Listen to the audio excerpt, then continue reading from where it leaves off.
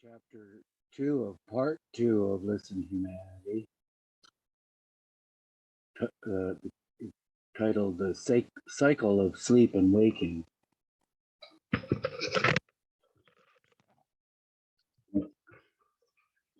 I didn't have my microphone on. This is Chapter 2 of Listen Humanity, Chapter 2 of Part 2, the cycle of sleep and waking. To sleep is to surrender to one of the primary forces of life.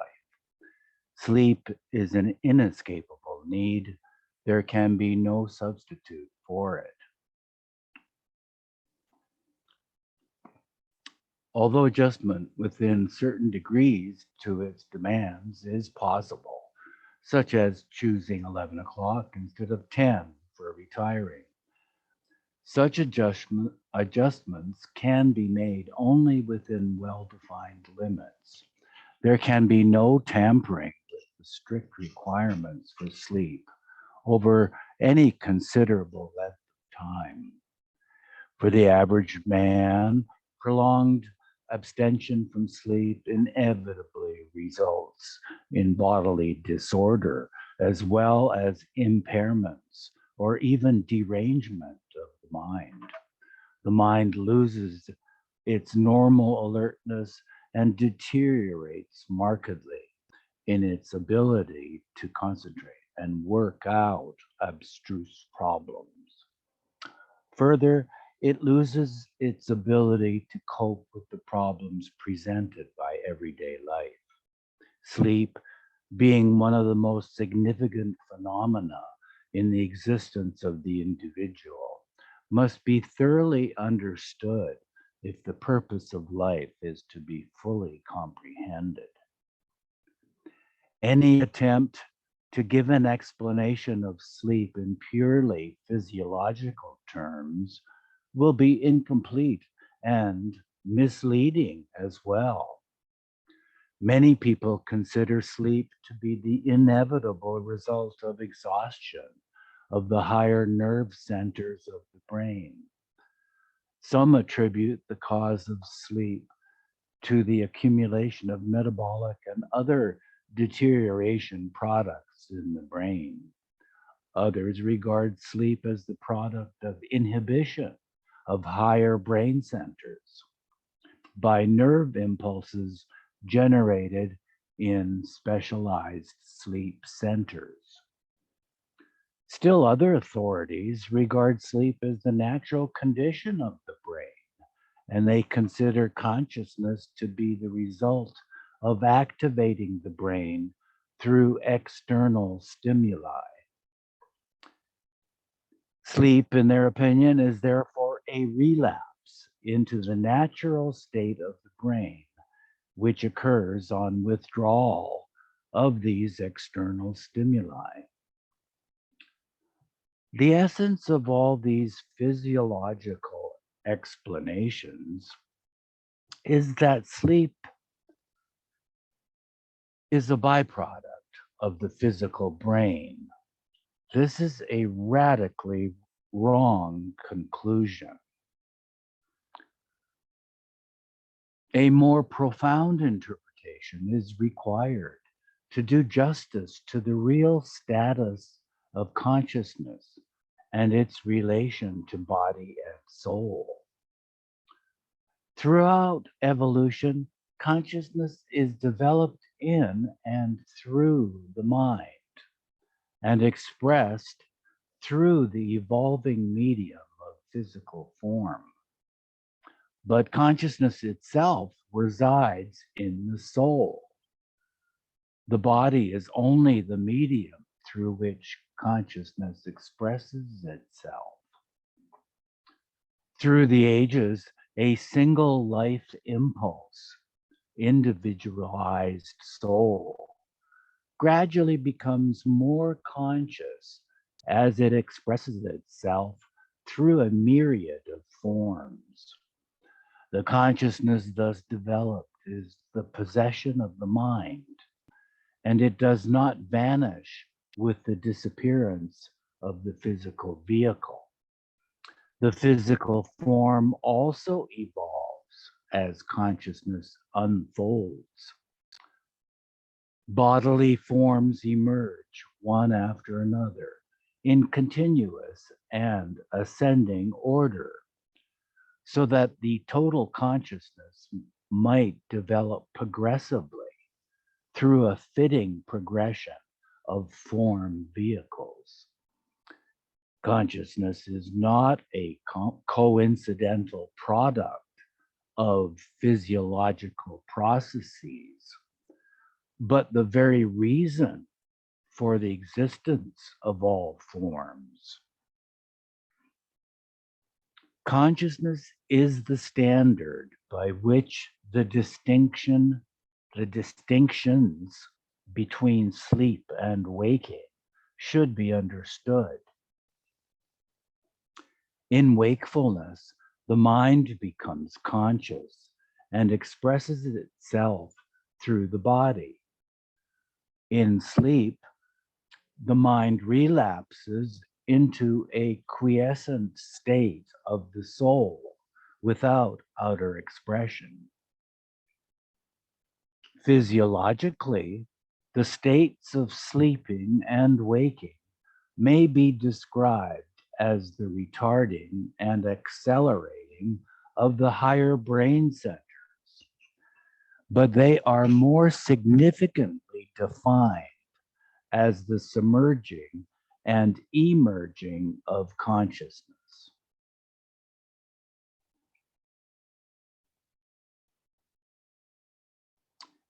In order to understand the basic question of why consciousness should oscillate between the quiescent state of sleep and the active state of wakefulness, one must attack the problem of the primary origin of consciousness.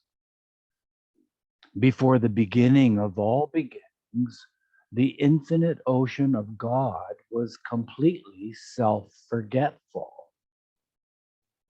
The utter and unrelieved oblivion of the self-forgetful infinite ocean of God in the beyond state was broken in order that God should consciously know his own fullness of divinity.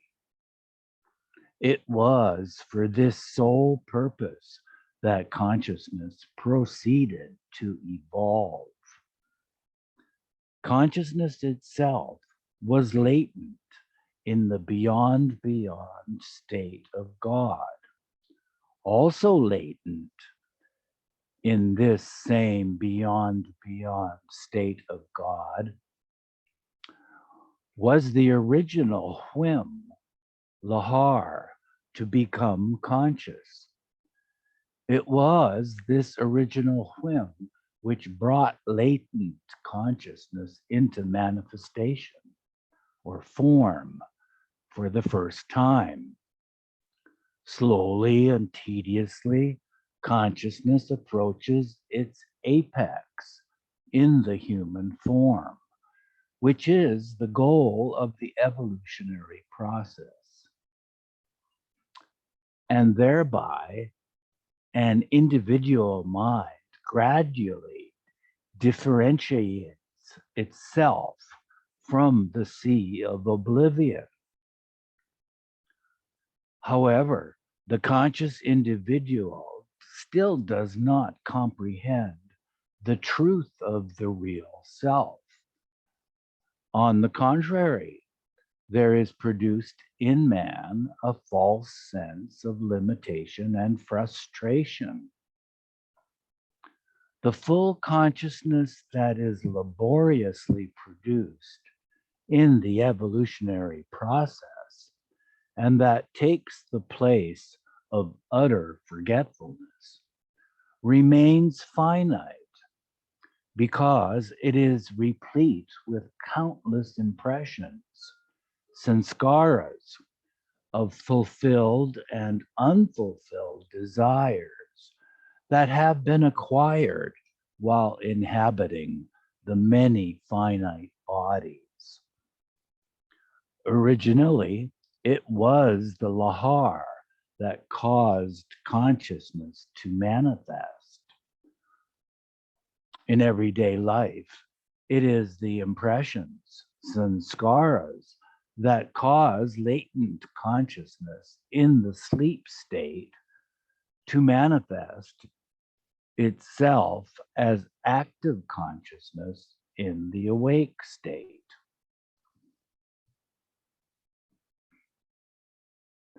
Although the sea of oblivion has been swept back through the development of consciousness, yet it has been exchanged for a growing nightmare of ever increasing futility. Forgetfulness has been displaced by remembrance, but it is a remembrance charged with limitation, helplessness, and binding desires. The full but finite human consciousness struggles to find self-expression and self-gratification. But even these efforts are subject to the sanskaric compulsions. They prevent man from recapturing the original truth of his being and subject him to increasing limitation and helplessness. He is like a spider caught in a web of his own making. As a means of respite, consciousness seeks the oblivion of deep sleep, where it again surrenders itself temporarily to the sea of forgetfulness, the original beyond state of God.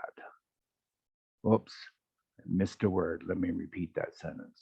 As a means of respite, consciousness seeks the oblivion of deep sleep, where it again surrenders itself temporarily to the sea of self-forgetfulness, the original beyond state of God. In sound sleep, consciousness becomes latent for the time being, until the burden of unspent sanskaras forces it to manifest again in the awake state. In his desperate attempts during wakefulness to overcome his feeling of helplessness and boredom, man may attempt to escape from himself through the exciting emotions of lust or anger. Although drowning oneself in lust or anger may seem to promise escape, the satisfaction achieved is only temporary. Inevitably, a strong countersense of remorse or depression is induced that is worse than the original sense of frustration. On the collective level, wars provide the exciting avenue of escape that subsequently reacts to numb the spirit of man with an overwhelming sense of burden. Nature has striven to evolve consciousness through long ages of painful struggle. It is a great tragedy that when consciousness faces an acute need to free itself from entanglement, it should regress instead by resorting to the deadening of sensibility. This expedient is disastrous because it involves a conscious attempt to undo the achievements of natural evolution. None of man's waking attempts to overcome his feeling of intolerable weariness is wholly acceptable to the soul. All are dissatisfying in the long run. Hence, man seeks rest and refreshment by withdrawing temporarily into the oblivion of deep sleep. This physiological necessity for sleep cannot be avoided. Just as the physical body requires alternating periods of activity and rest, so the mind also needs such periods.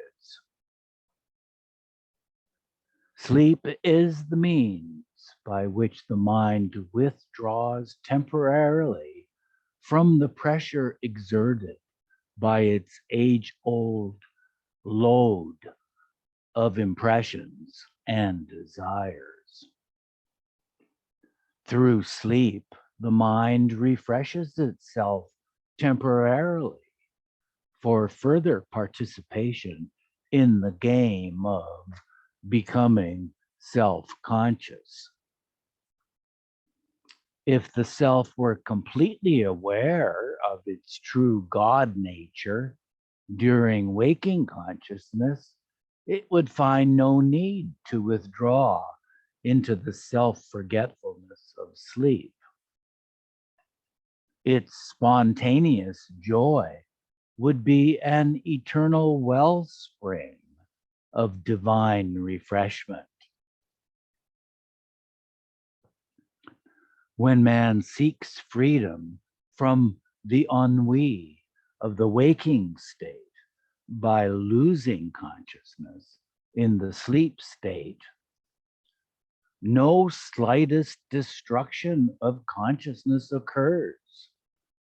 Deep sleep is an inward withdrawal of consciousness into a condition of temporary oblivion.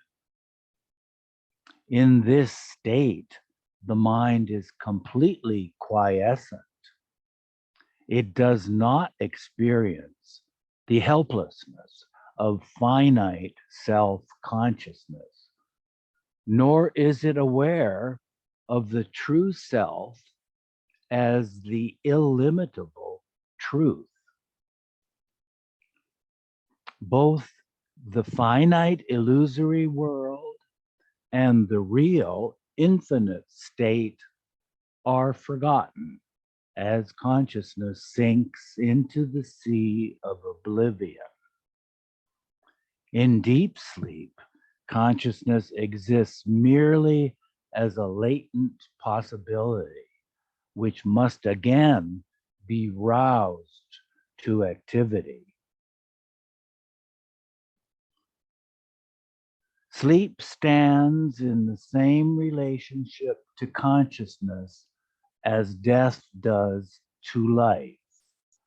Death is not the annihilation of life, but its transference to another state of being. In the same way, sleep is not the annihilation of consciousness, but its withdrawal into a state of abeyance.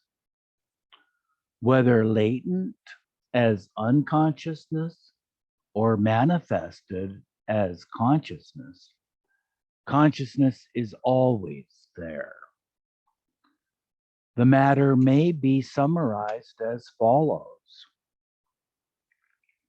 After going to sleep, when man ordinarily enters the ordinary dream state, A, he has no consciousness of the body. B, the link with the physical body remains intact. C, pain and pleasure are experienced for a short period. D, the man wakes up in the same physical body. After physical death, the man also enters the dream state, and A, he has no consciousness of the body. B, the link with that particular physical body is snapped for good. C, because the link with the gross no longer exists, he experiences pain or pleasure, that is, the states of heaven and hell, far more intensely, whether for a long or short period. D, he wakes up in the gross in another physical body. The passage from sleep to wakefulness consists in the passage from A, unconsciousness, to B, subconsciousness, and finally to C, full consciousness. Normally, for the ordinary man, these consist of A, sound sleep equals unconsciousness, B, dreams equals subconsciousness of duality, and C, roused from sleep equals full consciousness of duality. When a man almost loses consciousness, as in high fever, he is subconscious, as in the dream state. But if he is rendered unconscious through drugs, such as chloroform, he is unconscious, as in the sound sleep state. Unconsciousness always involves temporary return to the original beyond state of God, regardless of the cause, whether it be sound sleep, drugs, or a physical accident. Although the subject of the path and its disciplines is considered in detail later, it is of interest to note in this connection that for those on the path, the three states are A, beyond state of God equals unconsciousness. B, experiences on the path equal real subconsciousness of duality. C, roused from all illusion of duality equals real full consciousness of God or self.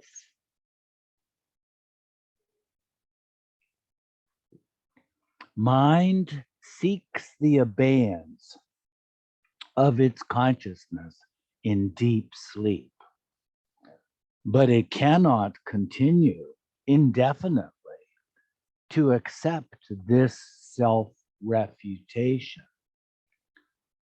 This negative achievement is not an adequate substitute for the final purpose for which consciousness comes into existence. That is, for the soul to become fully conscious of itself as the infinite truth. Though man attempts through sleep to escape the burden that consciousness imposes upon him, he is involuntarily drawn back to his waking state by the impressions gathered in the achieving of the very consciousness from which he sought escape. The old bonds of desire, both fulfilled and unfulfilled, bind him to the world of illusion and propel him again into the maelstrom of finite life. Although it is only temporary, sleep does, does give physiological reinvigoration to the mind. If there were not some kind of restoration of psychic vitality during sleep, there would be no particular benefit to this oblivion. In spite of the apparent respite, consciousness would remain exactly as it had been at the time of its withdrawal into sleep, and no special gain would be achieved. It would be merely a fruitless interval in a long chain of automatic responses to environment. Sleep does confer positive benefit due to the fact that the separate I consciousness is in complete abeyance during deep sleep. The individual soul is in actual union with the infinite self. When sleep is dreamless, the individual soul is resting in the undisturbed tranquility of the most original, beyond state of God. But inasmuch as sleep is a submergence of consciousness into oblivion, it does not bestow upon the soul the conscious realization of the truth that the soul will eventually experience when consciousness is freed of all impressions, good as well as bad.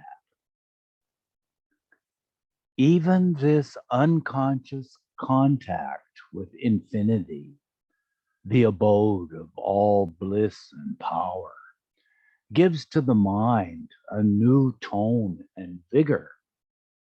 When consciousness returns to the waking functioning, it manifests a renewed faith that at some time, in some manner, a final solution to life's complexities will be found.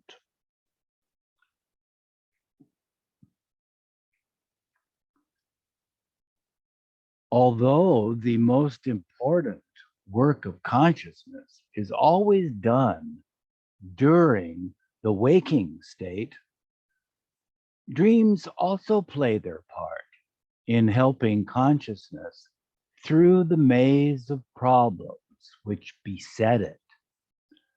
As a rule, consciousness passes through the dream state during the transition from waking to sleep, and while returning from sleep to waking. The dream state serves as a bridge between sleep and waking, but it is not an inevitable phase. The mind may swing between quiescence and waking without subconsciously passing through the dream phase. Hi, honey bunny. Hey, are you ready to read, Elizabeth? Sure. Great. In the dream state, consciousness is not completely dormant, as in sleep. nor is it fully active, as in waking. The dream state is midway between these two phases, and it marks a transition from latent consciousness to active consciousness. The unique virtue of the ordinary dream state is that experiences in it are relatively free from the act of willing, as well as from the rigid social demands which prevail in conscious life. Despite the seeming lawlessness of the dream state, it is nevertheless subject to the accumulated mental and emotional impressions, sanskaras, which function as inexorably in the dream state as in the waking. Many inclinations and desires which cannot find fulfillment in waking life seek and find gratification in the self-created subjective world of dreams. Likewise, many fears and conflicts buried in the subconscious mind inflict upon the dreamer a diversity of suffering which the conscious mind would seek to avoid. Thus, dreamland also invites the experiencing of the opposites. The unique characteristic of dream experiences is that they afford an opportunity to work out a number of the sanskaric impressions without creating any new physical bondage. Many dreams have the same force and directive value that inhere in experiences of the waking state.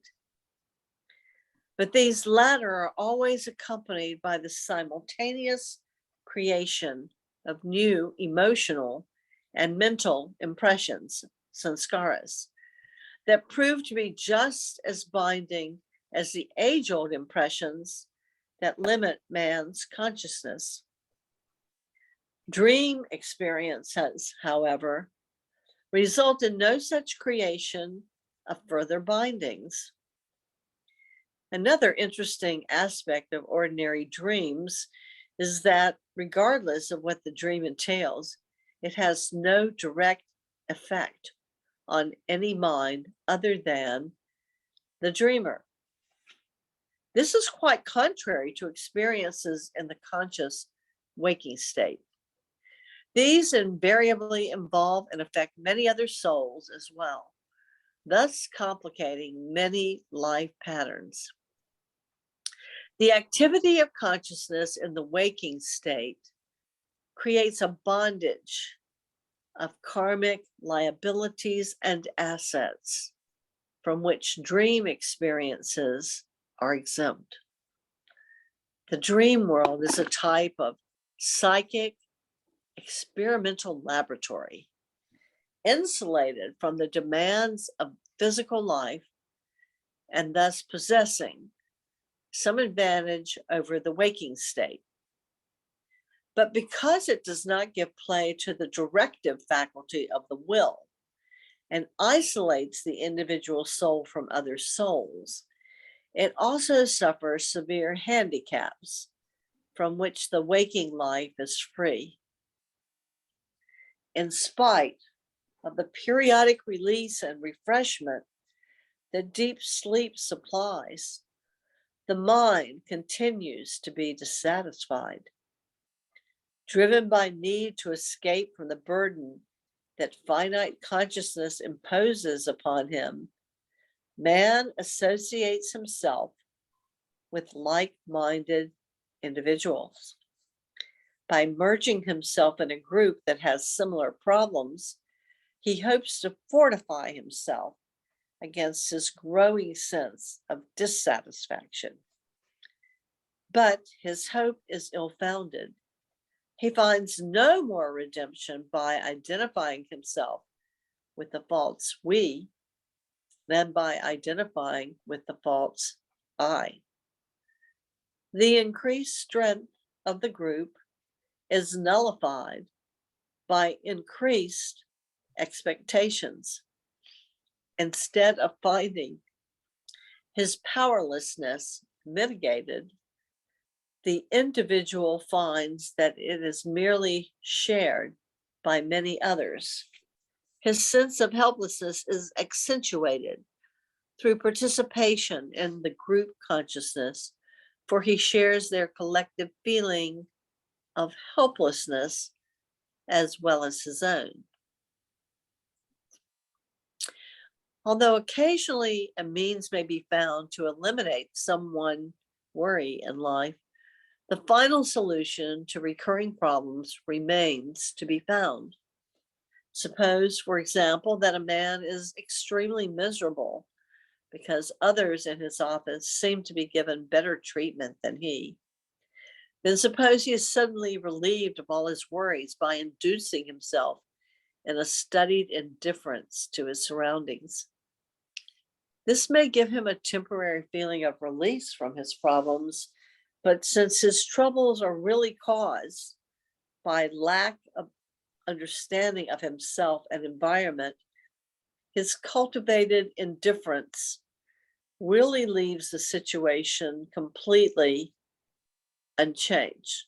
Sooner or later, when his forced indifference cracks and he again becomes emotionally involved, his old worries return to disturb him as before. His attitude of detachment fails to effect a permanent change in his consciousness because it is not based upon the truth that there is but one infinite self, which is the self of all. To know oneself honestly and understand one's environment requires a radical change in outlook.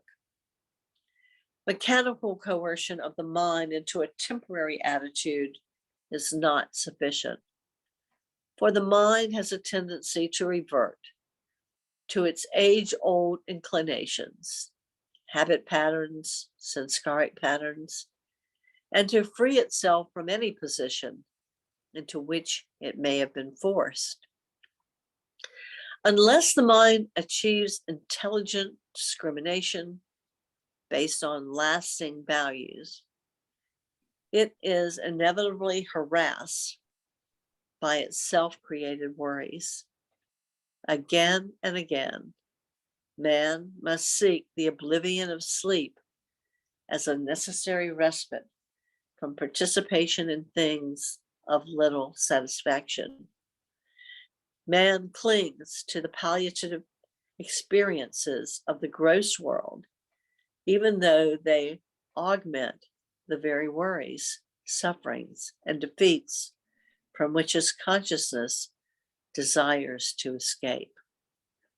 Only in the extremity of despair does consciousness gather sufficient momentum to try to break through the constricting web of ego life and into the life of lasting freedom.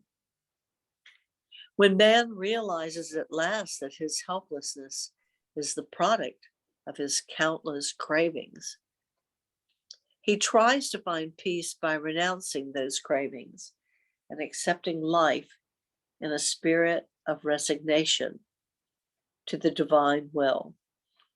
Until that moment of supreme self-determination occurs, however, he finds himself persistently haunted by an overpowering desire to perpetuate his self-created ego life.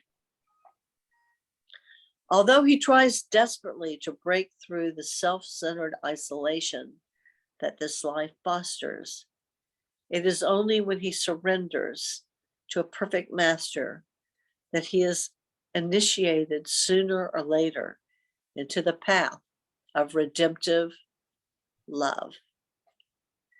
Surrender to the will of the master is in itself very difficult, but it becomes more so under the gaze of friendly onlookers. To them, the actions of the spiritual aspirant often seem incomprehensible, as if he were sacrificing his most precious possession, his free will. Often it seems to the onlooker that the master aims only to increase his own prestige by directing the actions of those who surround him. This falls far short of understanding the work of the master. Just as it is necessary for solder to be flux in a salt before it can join the two metal parts together, it is necessary for the soul of the seeker to be bathed through self-surrenderance in the light that the master affords. The master gains nothing. It is not his purpose to gain. Certainly, his ego cannot be exalted, for if he is a perfect master, he has already lost it. When a man determines to find peace and fulfillment through the renunciation of the cravings of the ego life, he finds that his new decision is challenged more by the deep-rooted compulsions of his own mind than by any obstructive factors in the external environment. Although he now longs to love the master wholeheartedly as the divine beloved and tries to surrender completely to him, he is far from being master of his own mind. He cannot even surrender the things he regards as his own, despite his sincere decision. Like Janus, the aspirant has two faces, one looking longingly at the truth, the other at ignorance. On the one hand, the aspirant yearns for the saving grace of the master and to be completely lost in the unbounded truth that he senses in the master. On the other hand, his false separative ego tries to perpetuate its existence by all available means. But with the first surrender to the master, the death knell of the ego life is sounded. And though it continues to struggle for survival, its days of dominance are numbered. If a person is caught in a quagmire, he instinctively tries every means to get out of it. But the very effort he makes thrusts him deeper into it. The more he struggles, the further in he sinks. Help must come to him then from someone who stands on firm ground and who can only be of help when the struggling man has ceased to struggle long enough to look about for aid. There is a certain similarity between this situation and the case of the individual who has surrendered his life to the master. The false separative ego tries its utmost to postpone its own dissolution by resisting the divine love of the master.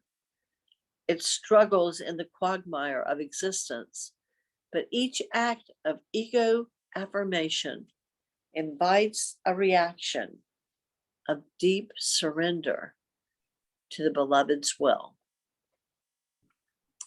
This in turn brings with it the clear realization of the master as being none other than the irresistible truth that is the self of all selves and the one reality in apparent multiplicity of individual souls.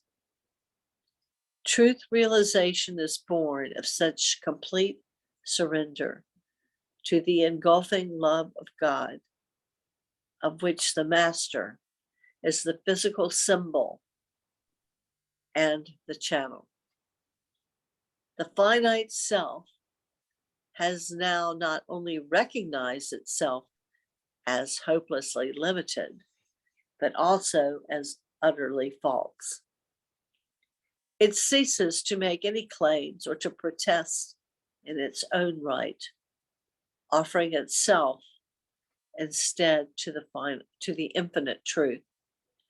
This offering of purified will redounds to its own advantage. When finite consciousness of the mind, in its stark awareness of futility and falseness, capitulates wholly to the infinite truth, the soul becomes consciously one with that truth and self-realization. Only then can consciousness be said really to have arrived at its final destination. Originally absorbed in the infinite, consciousness is now absorbed by the infinite, now consciously experiencing its own unlimited power, knowledge, bliss, and scope. In being absorbed by the infinite, consciousness is completely freed of one and all illusions and can be called superconsciousness, in which state its former unlimited helplessness is transmuted into unlimited power. The aim of life and the real goal of all creation is to achieve true self-consciousness.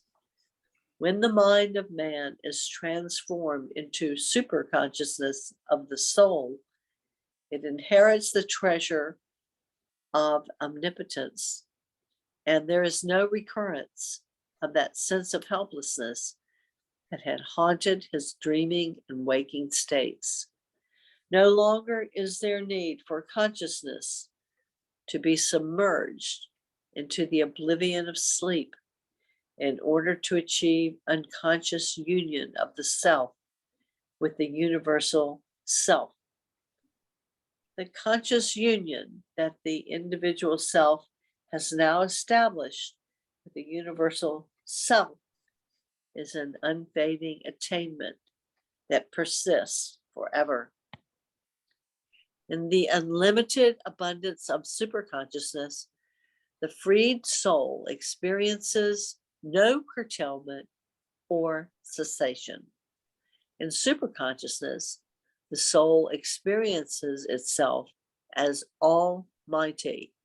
Its bliss is unbounded, and its continuous awareness of itself as the infinite truth admits no slightest interruption by the self-forgetfulness of ordinary sleep, dream, or wake state. Ordinary waking consciousness of the mind is not only incapable of realizing the true self, but is deluded to accept the false, limited self and the false multiplicity of the phenomenal world as real. It is therefore a form of ignorance.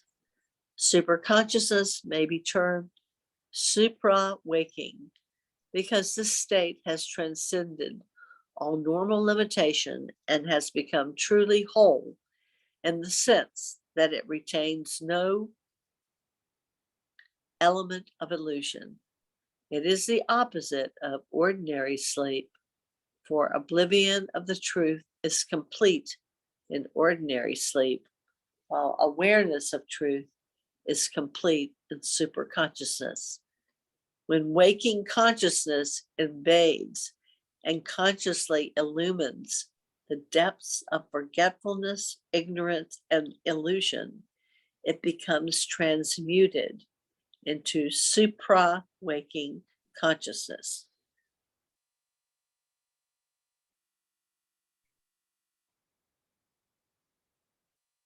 Do you want to continue? Please, if you sound in good voice, go ahead, go on. Okay. Chapter 3, Origins and Effects of War. The basic causes of the social turmoil that often precipitates into war may be found in the individual, the social whole, the functioning of Maya, and in the very intent of God's will. Inasmuch as these are essentially one in the final analysis, this means no more than that war is a part of the divine pattern. Insofar as war affects the individual, however, it must be understood at all the levels within illusion from which it is precipitated. The first is the level of the individual himself. It may readily be seen that most persons are immersed in their own egos and selfish viewpoints. This is the life of illusory values in which men are caught. If man were to face the truth, he would understand that all life is one. And in this understanding, forget the limiting self.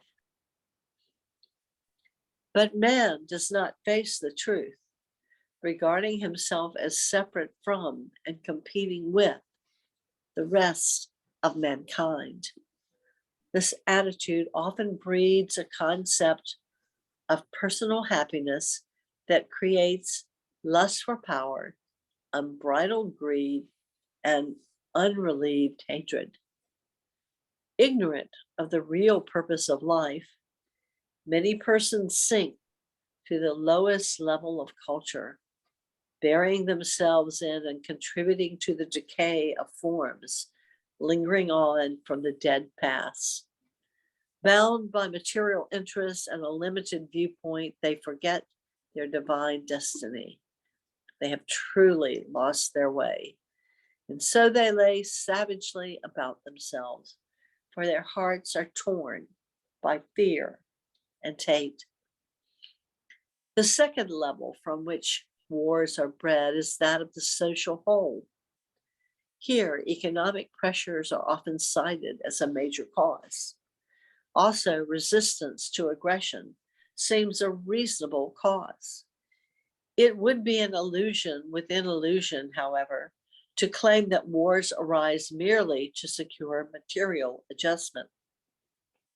They are more often the products of uncritical identification with narrow interests, which, through association, finally came to be regarded as one's sole rights.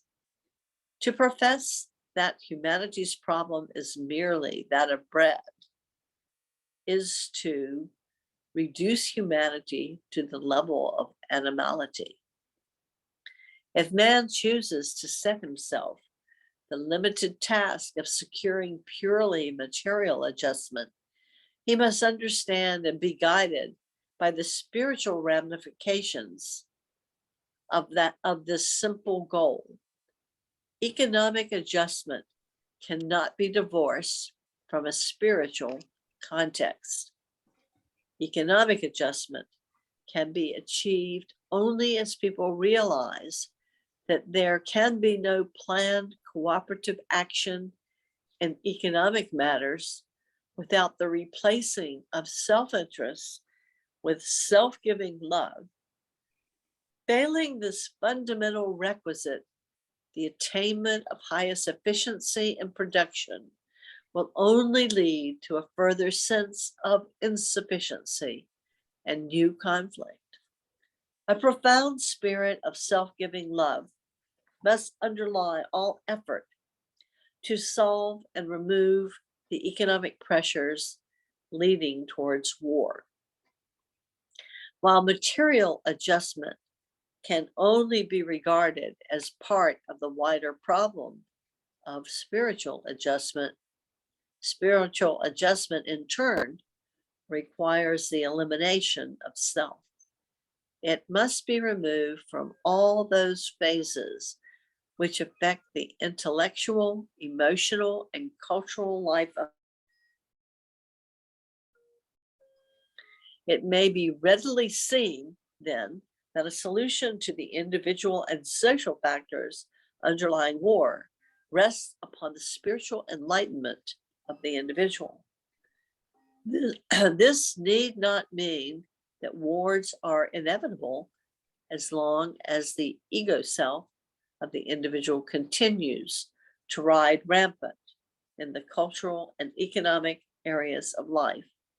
For war is only the most explosive gross manifestation of the combined egocentricity of mankind.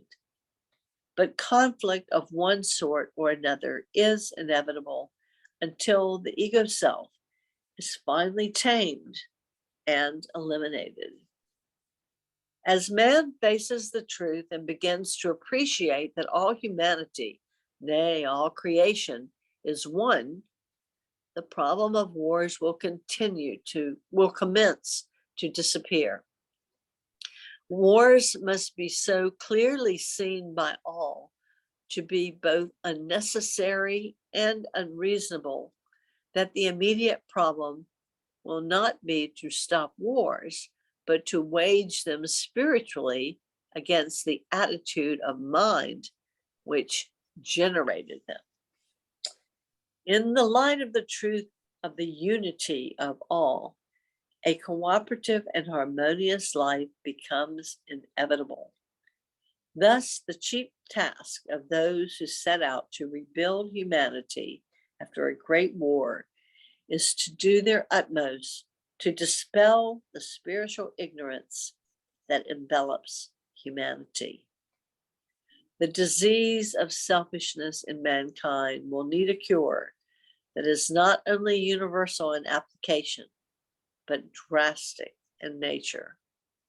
Selfishness is so deep-rooted that it can be eradicated only by being attacked from all sides. Real peace and happiness will dawn spontaneously when selfishness is purged. The peace and happiness that come from self-giving love are permanent.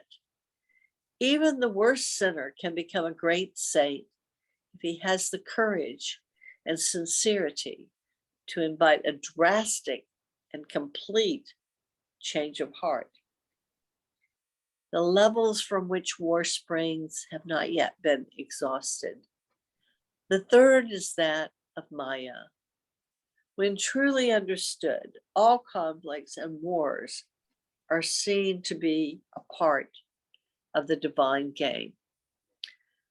They are thus a result of the divine will, which finds expression in the world of manifestation through the medium of Maya, the cosmic power that causes the illusory world of duality to appear as real. The purpose served by Maya is twofold. One, it can be instrumental in trapping the mind in the duality of illusion. And two, it can be instrumental in freeing the mind from the grip of spiritual ignorance and bondage. Maya should not be ignored. It must be handled with detachment and understanding.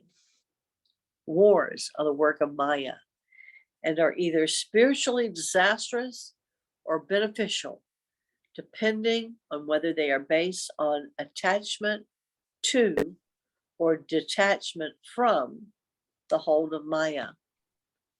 The final level from which the causes of war spring is no level at all, for it is a part of the divine plan of God to give a hungry and weary world a fresh dispensation of the eternal and only truth. During war, great forces of destruction are afoot, which at times might seem to be dominant, but constructive forces for the redemption of humanity are also released through various channels. Though the working of these latter forces is largely silent, eventually they are bound to bring about the transformations that will render safe and steady the further spiritual progress of humanity.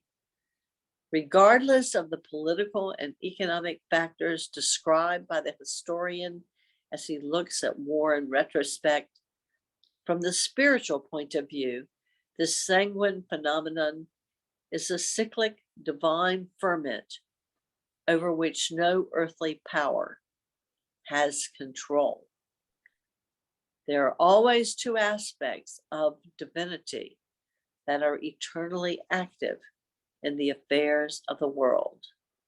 In Persian, the destructive aspect of divinity is termed self-glorification, and the constructive aspect, self-beatitude.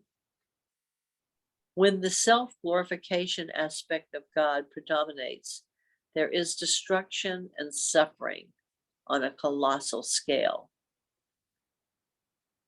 In the last World War, the aspect of divine beatitude, on the other hand, brings peace and plenty. These are usually the golden ages of civilization.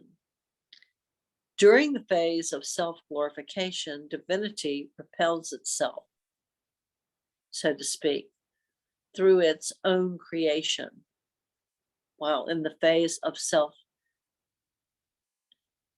it says beatitude, but it must be beatitude. Divinity attracts or loves itself through its own creation. The former is a negative method, the latter positive. Both must be regarded ultimately as instruments of divine wisdom to rouse humanity to its divine heritage of self-realization. When the individual or the race is about to lapse into bestiality, it is suffering that rehabilitates them. Both the self-glorification and the self-beatitude. It says beatitude. I've never heard of that word.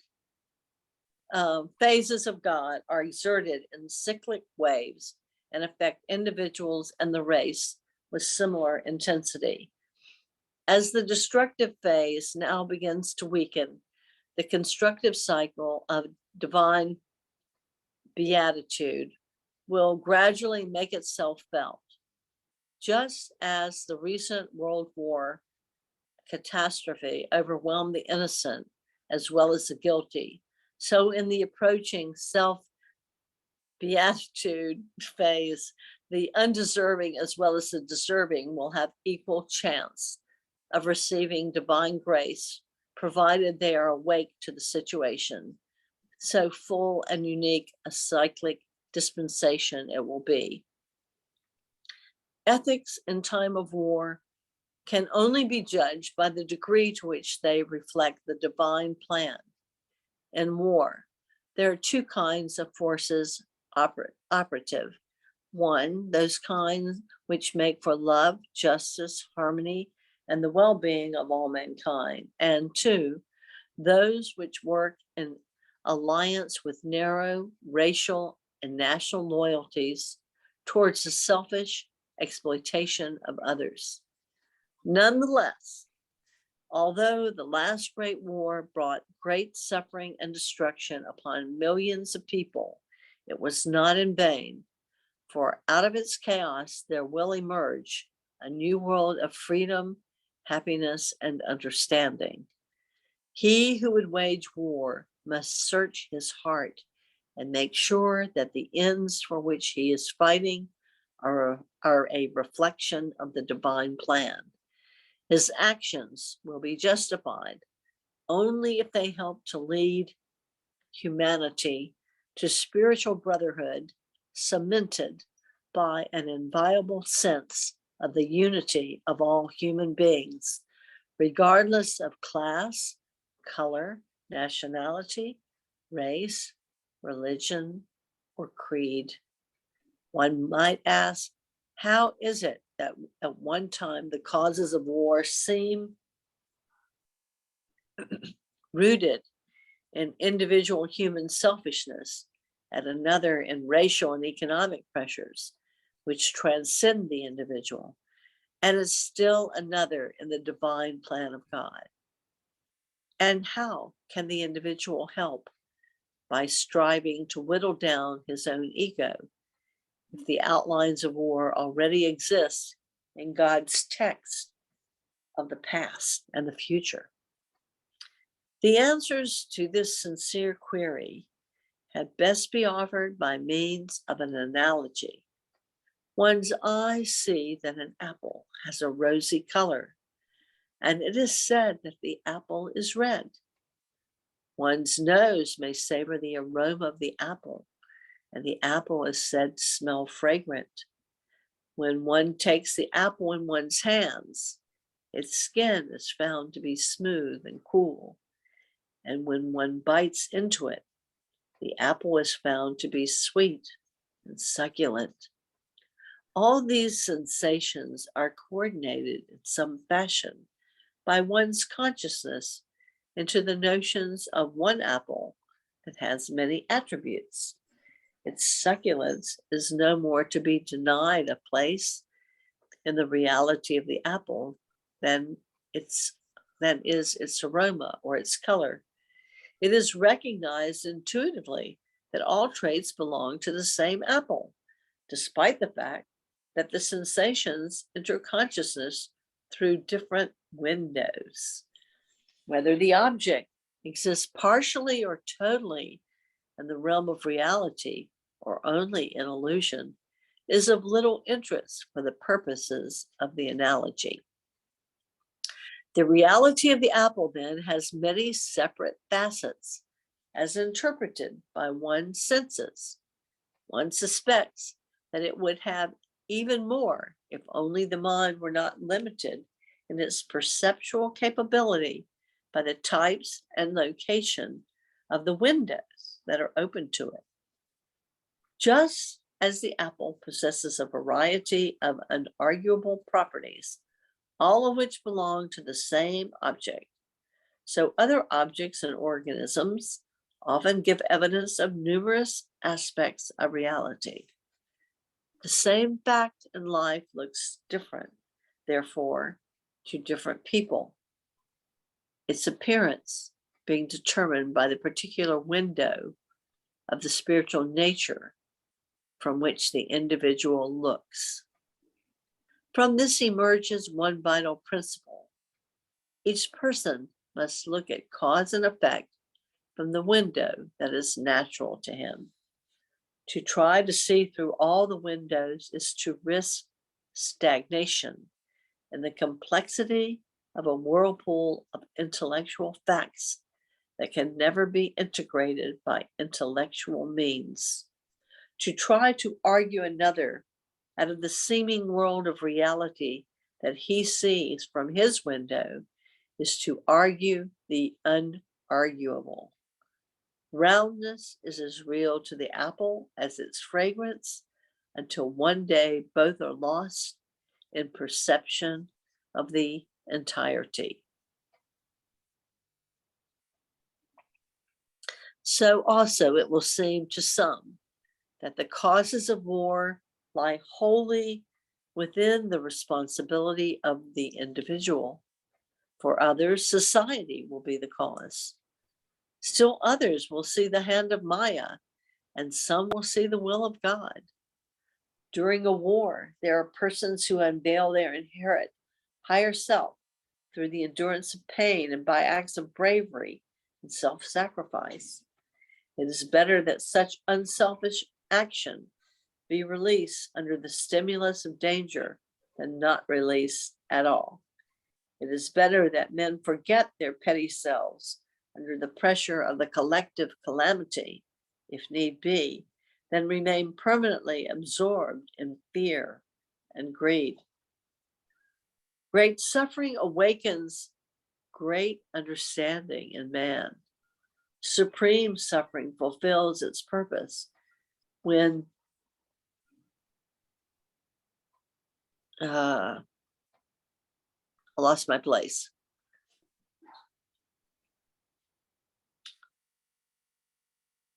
Great suffering awakens great understanding in man. Supreme suffering fulfills its purpose when it awakens him finally to genuine longing for real understanding. Unprecedented suffering leads to unprecedented spiritual results. It contributes to the basing of life on an unshakable foundation of truth. The individual must understand fully his identity with the supreme universal soul. Having perceived this truth, he will find that his life rearranges spontaneously so that his attitude towards his neighbor in everyday life becomes different. Then he will act upon the spiritual value of oneness, which promotes true cooperation. Brotherhood is a spontaneous outcome of true perception. The new life for the individual is based upon spiritual understanding and is an affirmation of spiritual practicality in the truth. Just as war is not an unmixed evil for the individual, so it may have certain forward propelling effects on humanity as a whole. The destructiveness of war tends to bring humanity to a spiritual crisis born of the physical nightmare. Inevitably, suffering and misery pose the question of what it all leads to, how it will all end. Gradually, people become sick of wanting and sick of fighting. Greed and hatred finally reach such an intensity that everyone becomes weary of them. Then mankind begins to suspect that the only way out is through selflessness. The only alternative to war and its suffering is seen to be to stop hating and to love, to stop wanting and to give, to stop dominating and to serve. Wars require the exercise of cooperative functioning, and in this resides one positive result. Still, the value of this cooperation should not be overestimated, for too often it artificially restricted by identification with a limited group. For too often it is artificially restricted by identification with a limited group or ideal. Often wars are carried on by a form of love, but a love that has not been properly understood. In order that love may come into its own, it must be free, untrammeled, and unlimited. Love exists in all phases of human life, but usually it is latent, or it is limited and poisoned by personal ambition, racial pride, narrow loyalties and rivalries, and attachment to sex, nationality, sect, caste, or religion. For the resurrection of humanity, the heart of man must be unlocked so that unadulterated love may be manifested in it. A love uncorrupted and free from me and mine.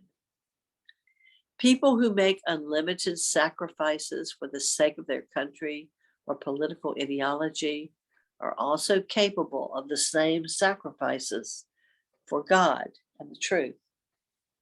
As war teaches that even the man in the street can rise to the greatest heights of sacrifice for a selfless cause, it also teaches that all the mundane things of the world, wealth, possessions, power, fame, family, and even the very tenor of life on earth, are transitory and devoid of lasting value. In this manner, the incidents of war also win man over for God through the lessons they bring. It is now high time that universal suffering should hasten humanity to the turning point in its spiritual history. It is now high time that the very agonies of our times should become a means for the bringing of real understanding of human relationship. It is now high time for humanity to face squarely the true causes of the catastrophe of war. It is now high time to seek a new experience of reality. It is high time that men have a fresh vision that all life is one in God, who alone is real and all that matters. God is worth living for, and he is worth dying for. All else is a vain and empty pursuit of illusory value. War is a necessary evil that is in God's plan to awaken humanity to its destiny as the new humanity. The time is now ripe. Men are ardently seeking to contact the embodiment of the truth in the form of a God-man, through whom they can be inspired and lifted into spiritual understanding. In this critical time of universal suffering, men are becoming ready to turn towards their higher self and to fulfill the will of God. They will accept the divine guidance and love, which alone can bring about spiritual awakening. Divine love will perform the supreme miracle of bringing God into the hearts of the new humanity and establishing them in a true and therefore a lasting happiness. Divine love will satisfy the greatest longings of mankind, make men selfless and helpful in their mutual relations, and ultimately resolve all problems. The new brotherhood on earth will be a fulfilled fact, and nations will be united in the fraternity of love and truth. What will be some of the characteristics of the new humanity that will emerge from the travail of the present? It will, of course, heed science and its practical attainments. It is a mistake to look upon science as opposed to the spirit. Science is a help or hindrance to spirituality, depending upon the use to which it is put. Just as healthy art is the outflowing of spirituality, so science, when properly handled, can be the expression and fulfillment of the spirit. Scientific truths about the body and its life in the gross world can become a medium for the soul to know itself. However, if they are to serve this purpose, they must be fitted properly into a greater spiritual understanding that includes a steady insight into true and enduring values. In the absence of such spiritual understanding, scientific achievements are likely to be used destructively, thereby strengthening rather than weakening the chains which bind the spirit. The balanced progress of humanity can be assured only if science and religion proceed hand in hand.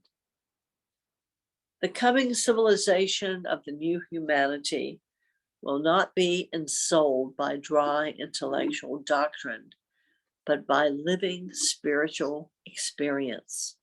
It will be free from a life of limitation and will enjoy unhampered the creative life of the spirit. It will break away from attachment to external form and learn to live by the claims of the spirit. The limited life of illusion will be replaced by unlimited life in the truth, and the limitations by which the separative self lives will wither away at the touch of true understanding. Spiritual experience has a grip on deeper truths that are inaccessible to intellect. Spiritual truths can often be stated through the intellect, and intellect is certainly of some help in the communications of spiritual experience. But by itself, the intellect is insufficient to bring spiritual experience to man or to allow him to communicate it to others. If two persons have had headaches They can use the intellect to discuss their mutual experience.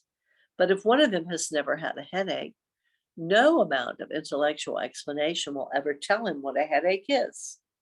A man must have had a headache to truly know what it is, and in order that he understand it, he may have to be hit on the head. Intellectual explanation can never be a substitute for spiritual experience. At best, it can only prepare the ground for that experience. The fact that spiritual experience involves more than intellect alone can grasp is often emphasized by calling it a mystical experience. Mysticism is frequently regarded as opposed to intellectuality, obscure, confused, impractical, unconnected with reality. But in fact, true mysticism is none of these. There is nothing irrational in true mysticism when it is, as it should be, a vision of reality. It is a form of perception that is absolutely unclouded, so practical that it can be lived in every moment of life, and so deeply connected with experience that, in a sense, it is the final understanding of all experience. When spiritual experience is described as mystical, one should not assume that it involves something unnatural or beyond the grasp of consciousness. The only implication is that the experience cannot be comprehended by the limited human intellect unless it transcends its limits and is illumined by direct realization of the infinite. The spiritual understanding that will enliven the new humanity can never fail to accept the stern realities of life and its demand. Those who cannot adapt readily to life tend to recoil from it and to look to a fortress of self-created illusions for protection. Such a reaction is an attempt to perpetuate one's separate existence by protecting it from the demands made by life.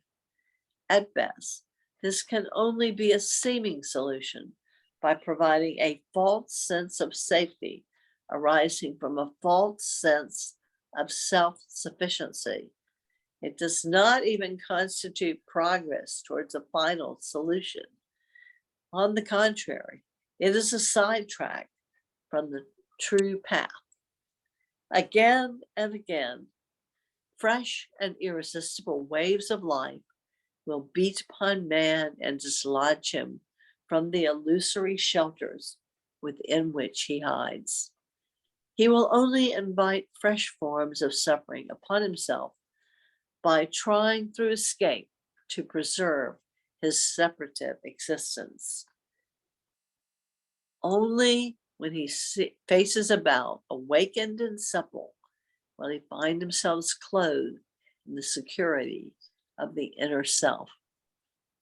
Just as the individual may try to preserve his sense of separative individuality by escape, so he may also try to retain it through an uncritical identification with forms and rituals or with traditions and conventions.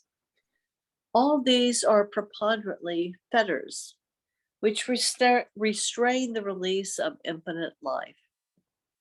If they were a plastic medium that might be readily molded and suffused by unlimited life, there would be an asset in fulfilling the divine life on earth. Generally, though, they tend to gather prestige in their own right and to develop independently of the life they were intended to express. When this happens, all attachment to them eventually entails a drastic restriction of life. Even as the individual may try to hold on to his separative existence through escape into self-created illusions, so he may also attempt to hold on to it by identification with some narrow class, creed, sect, or religion, or by division based upon sex. He may seem to have lost his separative existence through identification with a larger whole, but more often this identification becomes a means of expressing his separative existence. This he accomplishes through feeling separate from those who belong to another class, nationality, creed, sect, religion, or sex. Thus his sense of separation from the contrasting group is more fundamental than his sense of identification with the members of his own group. The strength, in fact, the very being of separative existence is derived from identification of the self with one of two opposites. This results automatically in distinction from the other opposite. Real merging of the limited self can only be achieved in the ocean of universal life. This involves the surrender of all sense of contradistinction in form, belief, or action, the surrender of all separative existence in all categories. The large mass of humanity is deeply enmeshed in these separative and assertive tendencies, and one who looks on this one who looks on at this spectacle is bound to feel the blackest despair.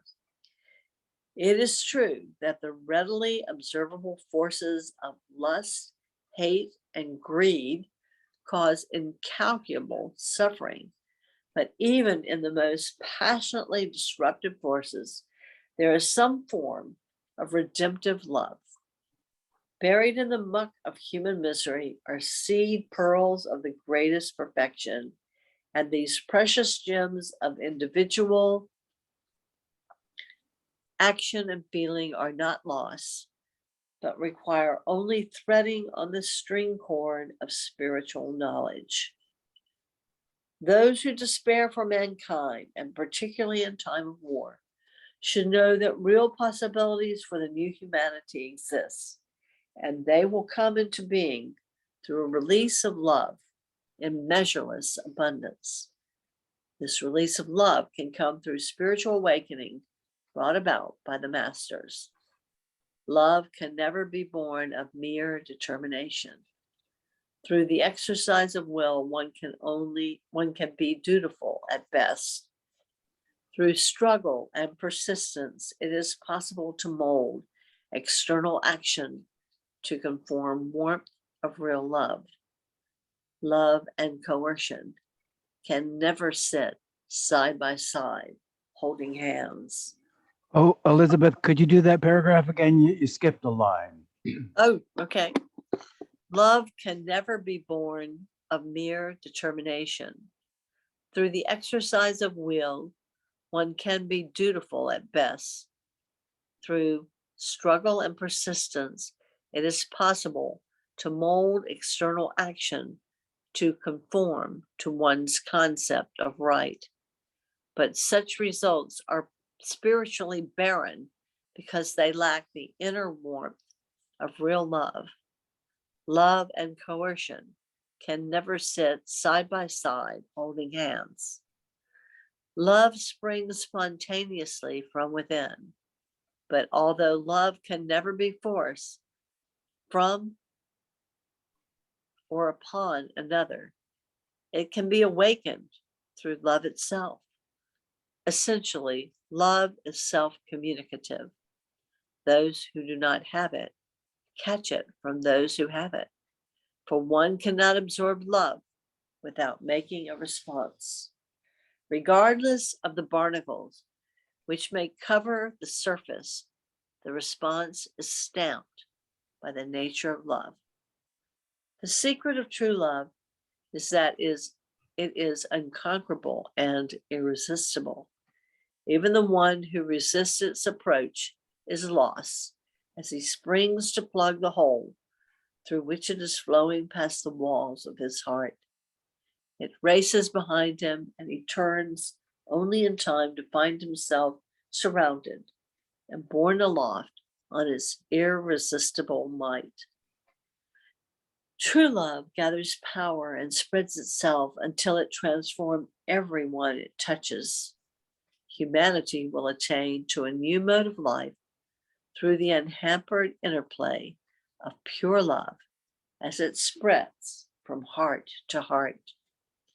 When it has been recognized that there are no claims greater than those of the universal divine life that encompasses all, then love will establish peace, harmony, and happiness in all of the social spheres, and it will shine forth over all in an unequaled purity and beauty. Divine love cannot be dimmed by the clouds of duality, for it is an expression of divinity itself. It is through this very divine love that the new humanity will tune itself to the divine note.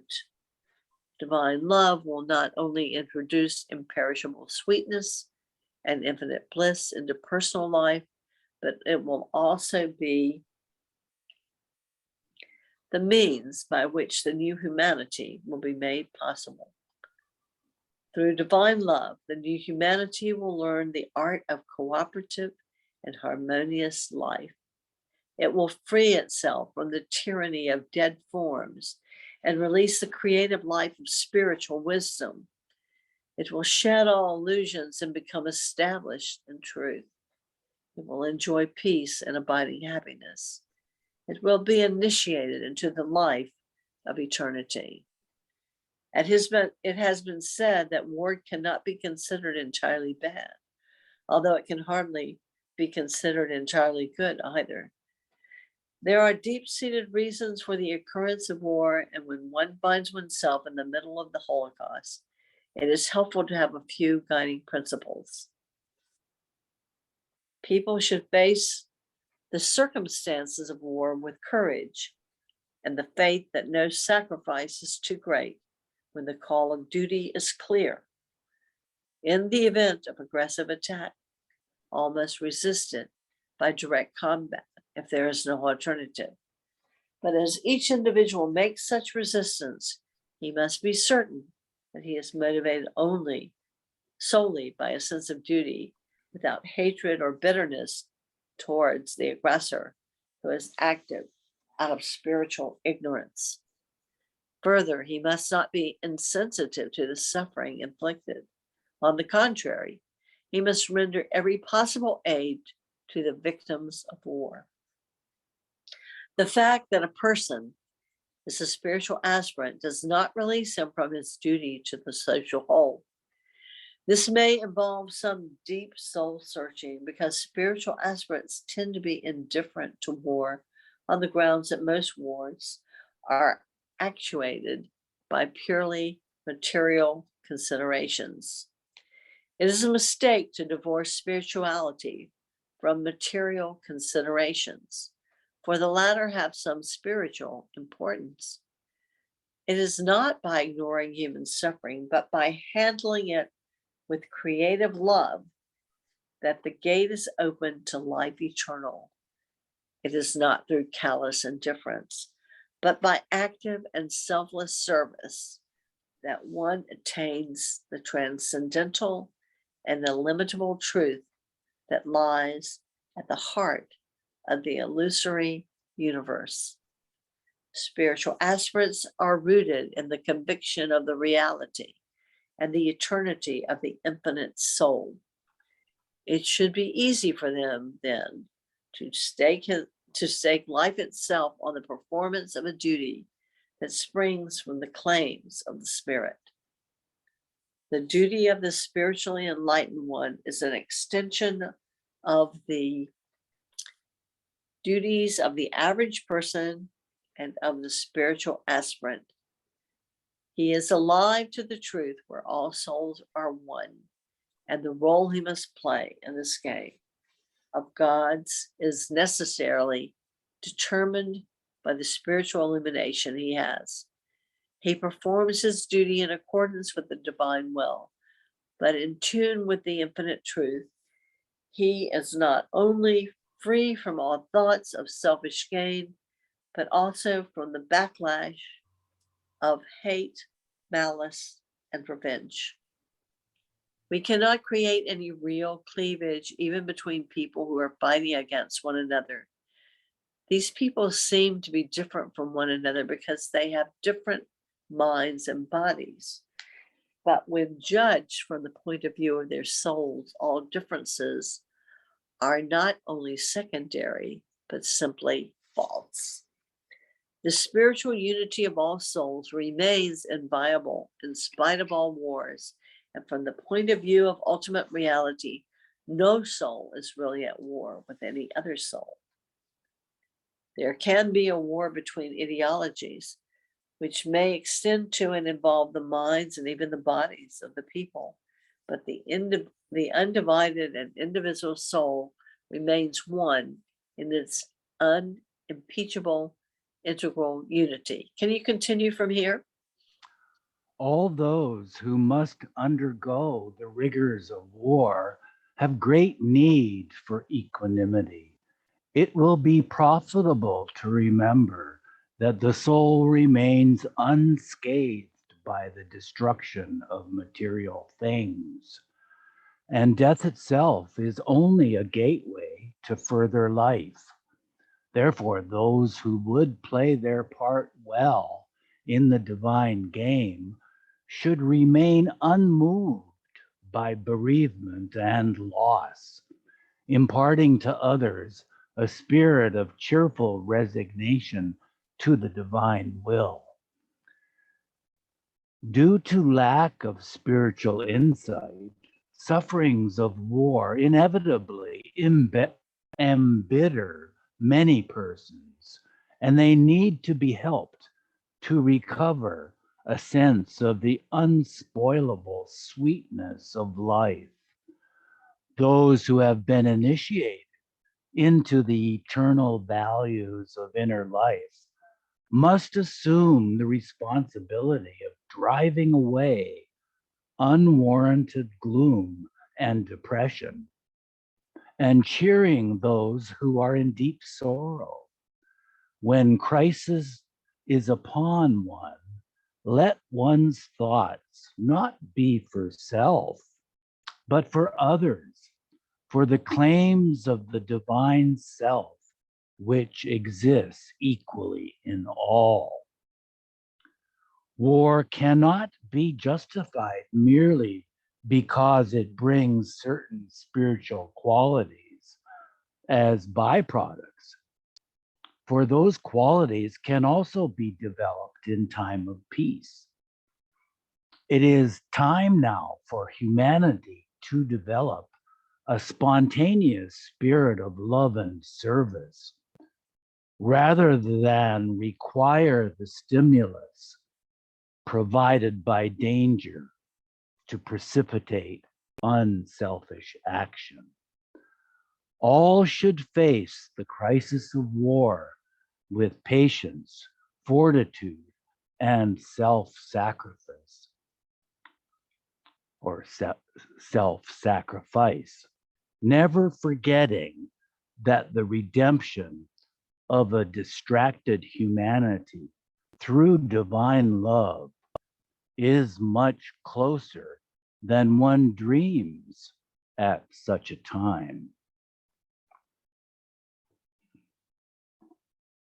So we'll continue next week with chapter 4. Thank you, Elizabeth, for a heroic amount of reading.